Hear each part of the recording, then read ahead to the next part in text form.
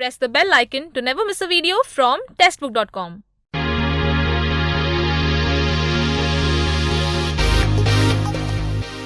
Welcome to Testbook. आज का जो हमारा टॉपिक है वो है बैटरी।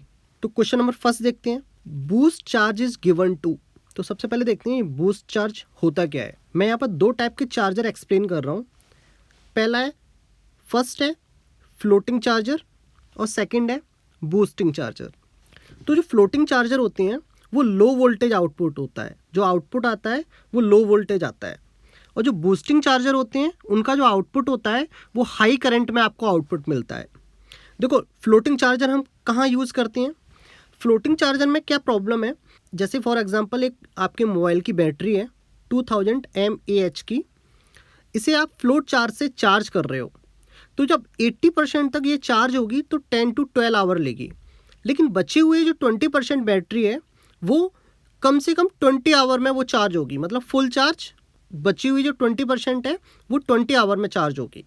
ठीक है, तो इसमें क्या है कि शुरू में तो ये 80% बैटरी को तो जल्दी चार्ज कर देता है, उसके बाद ये बैटरी को बहुत धीमे चार्ज करता है। मतलब क्या होता है कि आफ्टर 80% चार्जिंग के बाद जो करंट है वो डिक्रीज हो जाता है। Floating charging of battery involves charging the battery at reduce voltage. ठीक है, जो बैटरी होती है उसे रिड्यूस वोल्टेज पर वो चार्ज करता है, लेकिन इसका एक एडवांटेज है। क्या एडवांटेज है? This reduce voltage reduce the possibility of over charging. Floating charger से आप अपने मोबाइल को चार्ज कर रहे हो तो उसमें क्या होगा, क्या पॉसिबिलिटी है कि वो ओवर चार्ज नहीं करेगा। ठीक है, लेकिन बूस्टिंग चार्जिंग में वो ओवर चार्ज करने के चांस रहते हैं। इसमें क्या होता है, as the battery gets charge its charging current reduce gradually. मतलब क्या है कि जैसे मैं एक ग्राफ ड्रॉ कर रहा हूँ, शुरू में तो 80% बैटरी चार्ज होगी, मैंने बोला 80% यहाँ पर बैटरी चार्ज होगी। उसके बाद क्या है, ये चार्जिंग करंट है। उसके बाद जैसे 80% चार्ज हो जाती है बैटरी, उसके बाद जो चार्जिंग करंट होता है वो रिड्यूस होना स्टार्ट हो जाता है। ठीक है, the float charger sense the reduction in charging current and reduce the charging voltage. ये क्या करता है, आफ्टर 80% के बाद चार्जिंग वोल्टेज को रिड्यूस करा देता है। If the battery gets drained the float charger will again increase the charging voltage and process continue. मतलब जैसे ही अब ये बैटरी माना 80% से आपकी कम हुई, 50% बैटरी है, तो क्या करेगा, फिर से वो सेंस कर लेगा और वोल्टेज इंक्रीज करके फास्ट चार्ज कराएगा। तो फ्लोटिंग चार्जर में एक तो एडवांटेज क्या है कि वो ओवरचार्ज नहीं करता, लेकिन डिसएडवांटेज क्या है कि ये बहुत टाइम लगाता है चार्जिंग में। देखो, बूस्टिंग चार्जर का एडवांटेज क्या है, जैसे आपकी कोई ड्रेन बैटरी है, कंप्लीटली ड्रेन बैटरी है, उसे आपको चार्ज करना है तो उसके लिए हाई करंट की ज़रूरत होगी, तो वहाँ पर हम बूस्टिंग चार्जर यूज़ करते हैं। क्लियर है? क्वेश्चन क्या था, boost charge is given to. Boost charge आपको बूस्ट चार्ज आप कहाँ यूज़ करोगे, जब कंप्लीटली डिस्चार्ज बैटरी होगी वहाँ पर आप बूस्ट चार्जर यूज़ करोगे इसे चार्ज करने के लिए, क्योंकि फ्लोट चार्जर इसे चार्ज नहीं कर पाएगा। ये इसका सॉल्यूशन है, boost charging battery with high current.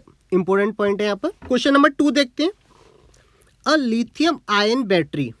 A lithium ion battery मतलब जो मोबाइल में बैटरी लगी होती है वो कितने वोल्ट की बैटरी होती है, वो होती है 3.7 वोल्ट की। तो इसका आंसर क्या है, 3.7 वोल्ट। ये इसका एक्सप्लेनेशन है।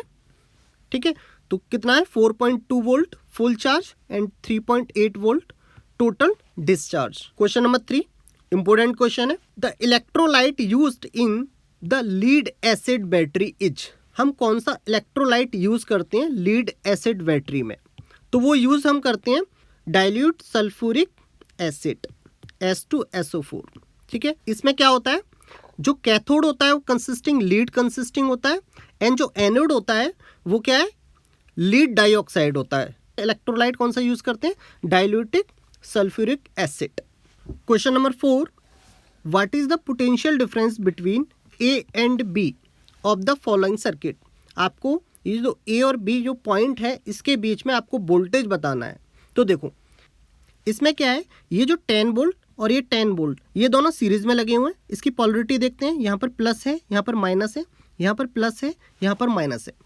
तो देखो, ये दोनों वोल्टेज सीरीज में लगे हैं और जब भी वोल्टेज सीरीज में लगे होते हैं वो ऐड हो जाते हैं, तो इन दोनों का रिजल्टेंट क्या होगा, 10 plus 10 equals to 20 volt. Clear?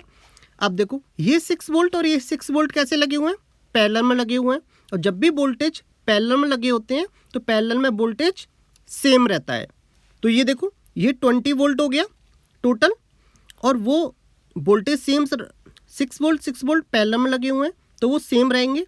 तो देखो ये 6 वोल्ट, लेकिन अब पॉलरिटी देखते हैं, यहाँ पर प्लस, यहाँ माइनस, यहाँ माइनस, यहाँ प्लस।